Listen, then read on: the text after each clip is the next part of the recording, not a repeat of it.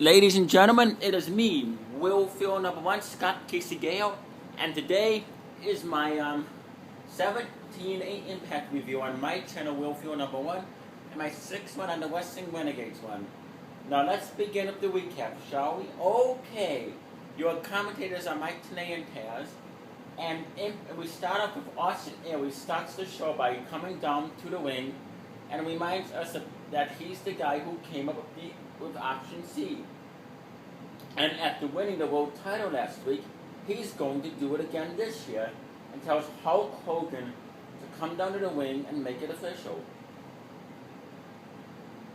Hogan comes out and says that he's got to hand it to Aries because he did it last year and he's done it again this year because he's the X Division champion, but Aries may have been the guy who created option C. But Hogan gets to decide where and when he's decided tonight we'll have a double main event. One of those matches will be Aries defending the X Division title in a three-way match against the Wheel of Suicide side, whom Hogan has renamed Manic. And the man who was pinned in last week's title change, Chris Sabin. Hogan tells both Sabin and Manic that they have the chance to right last week's wrongs. Sabin says he's never stopped fighting while recovering from 2 torn ACLs, and Aries cheated his way to the X Division title. And doing nothing is going to stop him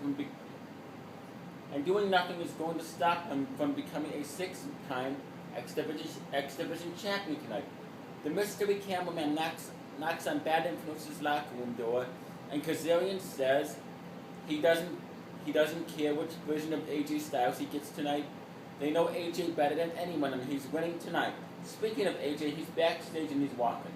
And we get a Bound for Glory's qualifying series, AJ Styles versus Frankie Kazarian. AJ with a shotgun drop for 2. Kazarian counters AJ's new leg submission to a rolling leg cradle for 2, but AJ gets the leg lock on the second try and forces Kazarian to tap out. Winner, AJ Styles. The 10 big points for AJ Styles now moves up to 3rd place with 12 points. Magnus is in first with 24. And Samoa Joe is in 2nd place with 19 for the record. Mickie James is backstage asking a crew member for a ladder. Maybe we'll find out what she's up to next. Chavo Guerrero is backstage with Hernandez. Another pep talk saying he's going to be a world champion and to go out there and win tonight. Mickie James is in the ring with her belt and a ladder, and she says she's getting to the top of the Knockouts division requires clawing and scratching her way to the top. And being that she's a country music star, a spokesperson for nationwide commercials, and by the way, the Knockouts champion, all she keeps hearing about is this ladder match next week to determine her next challenger. She wants Gail Kim and Karen Terrell to go up there and break your leg and everything else because it doesn't matter. They'll never be as great as her. Mickie will trash both of them and stand atop the division as the greatest Knockouts champion of all time, Mickie James. Another great segment. I mean, like I said, TNA cares about their Divas division, and they know exactly how to use their Divas division the right way. Good segment. Then we look back at last week as Al Snow, Bruce Pritchard, and Danny Davis discussed the gut check match we say between Big O and Wayne Howie. They discussed the positives and negatives of each man. Then we flash back to now as the judges are backstage with both men to reveal that the Big O is eliminated, and Wayne Howie, or however you pronounce his name, will find out whether he gets a contract later tonight. The main event Mafia is arriving in at the building, and Kurt Angle says that we'll find out who the 4th member is later on tonight. Bound for Glory series, Jay Bradley versus Hernandez. The winner of the match is Hernandez. Good match. That's 7 points, but it seemed like kind of a heel move there by Shovel, didn't it? We go to Aces and Eights Clubhouse, where Bully Ray says he's got a handle to Aries, but always finding a way into the title picture. But the winner of tonight's match gets to face him for the title.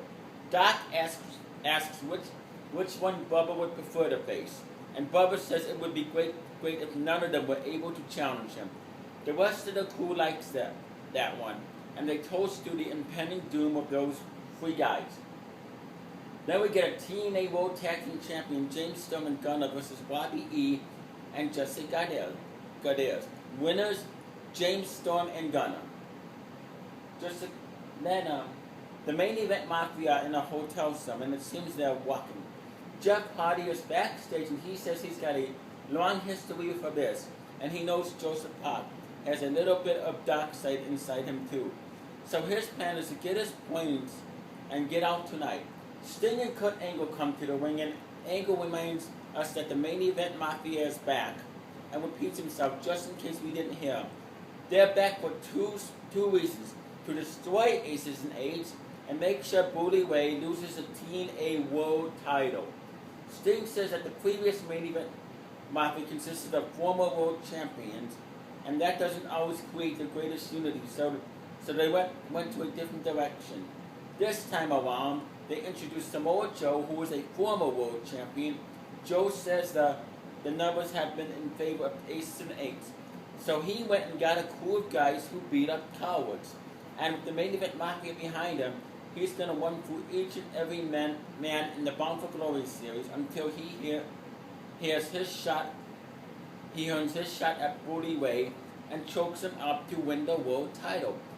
Angle learned to respect Joe after all the matches they had, and he is the baddest man Angle ever wrestled.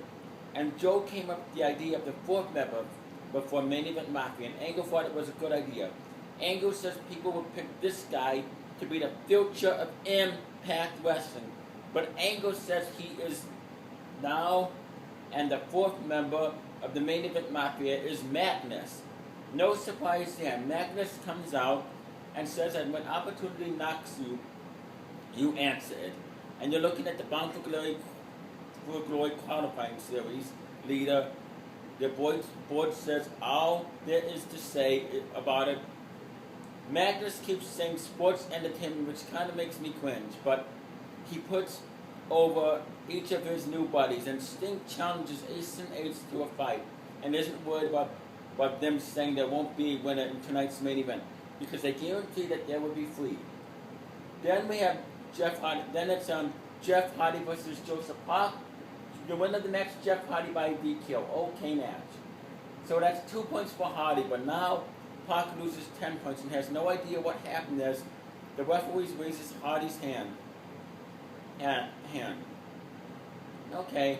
Then it's a gut check decision as Ryan Howie comes up to face the judges. Al Snow says he's watched Howie develop over the years and he's a great musician, but he has to say no. Howie gets 30 seconds to convince the other 2 judges he deserves the contract. And Howie says that it takes a lot of guys, a lot of years to get there. And he's proved that he can entertain the fans in a way nobody's ever seen, and the judges want someone who can entertain the fans. He's their guy.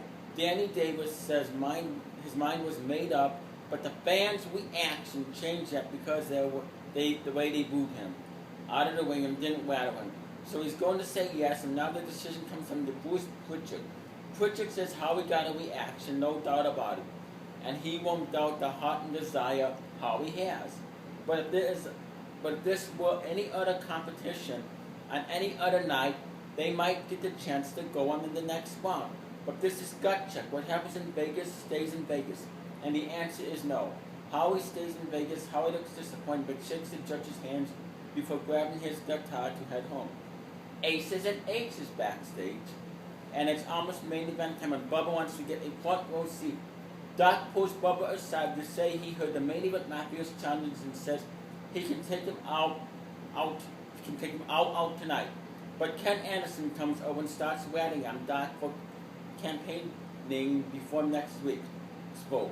Bubba gets between them and says that they should spend as much time trying to take the Mafia out as they do stabbing each other in the back, then tells them to go up to ringside for the main event.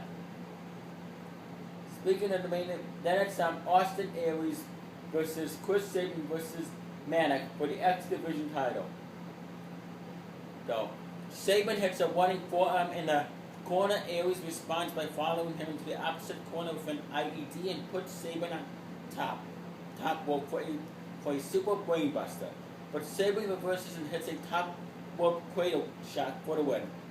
And winner and new X Division champion Chris Sabin. And this is a very good main event. I enjoyed it. The match was 100 different kinds of awesome. After it stopped being a freeway. And it just goes to show what these guys can do when they aren't forced to have the meaningless of car crash matches. Please get rid of freeways. TNA Chris Sabin points at Brody Ray and tells him he just might be looking at the next world champion. Then holds the belt high as Brody tells him there's no chances we call tonight. And I give this TNA Impact 2 thumbs up, way up. 4 stars, a very good TNA. I enjoyed it much better than last week's, much better than Monday night's Awful Raw. Anyway, comment down below, inbox and tell me what you thought of TNA Impact.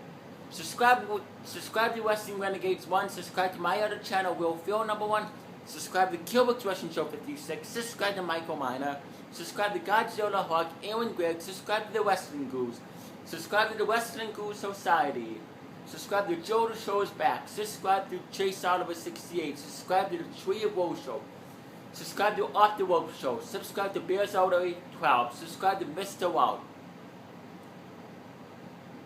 Well, subscribe to Sid Helms, and definitely check out Jacob McElman's horror movie, We Talk, coming out Halloween 2013.